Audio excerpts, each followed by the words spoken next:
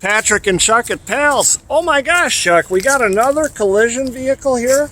Yes, these nice folks were sitting in line at a drive-through and somebody ran into the back of their vehicle not paying attention. We've got some minor damage to the hatch, and then we've got some damage to the bumper cover, which is not that big of a deal to fix or replace. On the other hand, though, the exhaust has been buckled up and pushed into the tire. So we will have to replace the exhaust on this vehicle from the catalytic converter back, including the muffler, Y pipe, and the two resonators that are attached to this vehicle in order for it to function properly.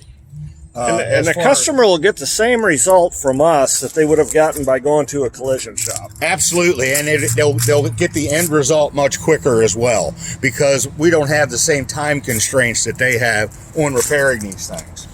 And you deal with the insurance company, you take care of the whole situation. That is correct. I had State Farm out here today on this particular vehicle so that we can get the customer back on the road as quickly as possible. This is their only vehicle and they need it versus waiting weeks on end to get it done. So what we'll do is we'll order the parts for this, and then we'll sublet the paint out to our painter, and all of the mechanical work is stuff that we do every day. That is correct. So if you have some light body repair that you need done, bring it to Pals. We hope to see you soon with your minor collision repair.